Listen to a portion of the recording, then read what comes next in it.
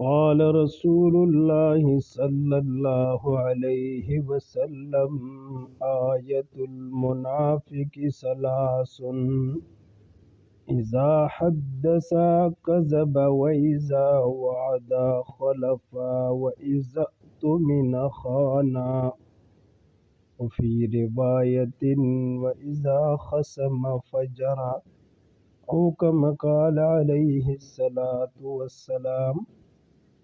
جناب محمد رسول اللہ صلی اللہ علیہ وسلم فرمائے دی منافق درې علامات دي.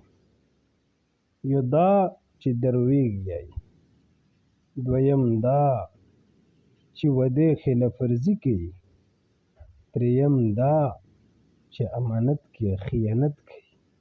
یوه روایت کې رسي چې څلور علامات دي او څلورم دا چې کله چا سره خطا شي او ګډې وډې زیاړې کوي.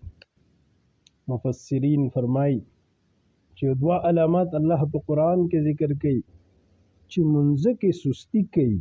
وَإِذَا قَامُوا إِلَى الصَّلَاةِ قَامُوا كُسَالَىٰ وَلَا يَذْكُرُونَ اللَّهَ إِلَّا قَلِيلًا.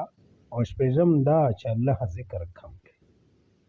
نو الله رب العزت منافقین و علامات ذکر کړي دي، حضور ذکر کړي. گویا مفسرین فرمایي چې د شپږ علامات دي د منافق چې خبره کوي درویږي، وعدې خلاف ورزي کوي، خیانت کوي، زیاړې کوي، منځه کې سستی کوي او الله ذکر کم کوي. مفسر فرمایي که چیرې چا کې یو علامات موجود وي نو دا د یوې درجې منافق ده. چا کې دوه علامات موجود دي دا د دویمې درجې منافق ده. چا کې درې دا د دریمې درجې منافق ده. چا کې څلور علامات موجود وي کان منافقا خالصا، دا خالص مخلص منافق ده.